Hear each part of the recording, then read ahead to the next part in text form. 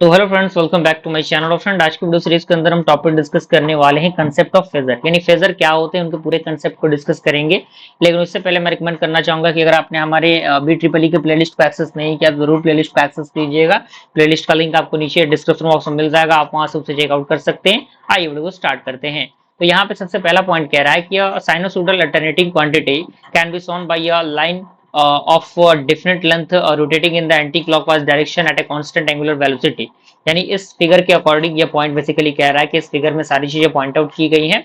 तो यहाँ पे such rotating line is also known as phasor, यानी ये जो आपका रोटेटिंग लाइन है, ये जो आप रोटेटिंग लाइन देख सकते हैं जो कि एक एंटी क्लॉकवाइज डायरेक्शन में फ्लो कर रहा है, यहाँ पे ओमेगा आपका दिया हुआ है।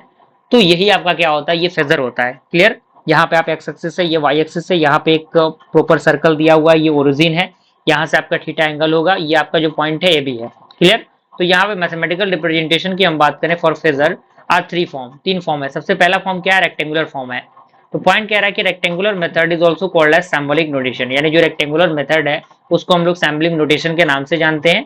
एंड इन दिस मेथड, यानी इस मेथड के अंदर जो फेजर होगा वो रिजॉल्व होंगे एक हॉरिजॉन्टल कंपोनेंट और एक वर्टिकल कंपोनेंट के अकॉर्डिंग। यानी ये किसके द्वारा रिजॉल्व होंगे, एक हॉरिजॉन्टल कंपोनेंट और वर्टिकल कंपोनेंट के अकॉर्डिंग।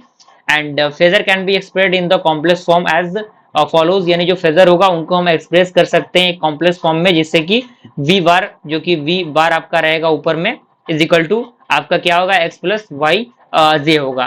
तो यहाँ पे मैग्नीट्यूड ऑफ फेजर की हम बात करें तो V is equal to under root X square plus Y square होगा।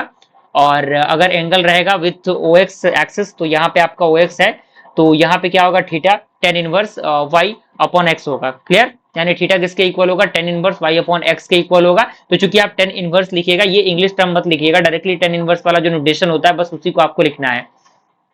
अब यहाँ पे कह रहा है कि when angle theta is negative, यानी जब आपका थीटा नेगेटिव हो तो उस कंडीशन में वी बार क्या होगा, आपका एक्स माइनस वाई जे होगा। ओके, समझ में आ रहा है चीज, कोई बहुत बड़ी परेशानी वाली पॉइंट यहाँ नहीं लिखी गई है। अगला हमारा आता है ट्रिग्नोमेट्रिकल फॉर्म। तो ये यहाँ पे कह रहा है कि इन दिस मेथड, यानी इस मेथड के अंदर the horizontal component and vertical component of the phasor can be expressed in trigonometrical form. यानी इस मेथड के अंदर जो वर्टिकल और हॉरिजॉन्टल कंपोनेंट होंगे वो किसको द्वारा एक्सप्रेस्ड होंगे, वो एक ट्रिग्नोमेट्रिकल फॉर्म के द्वारा, जैसे कि x is equal to V cos theta और y is equal to V sine theta दिया रहेगा। ओके, तो यहाँ पे हमारा जो वी बार बनेगा वो x प्लस वाई जे बनेगा।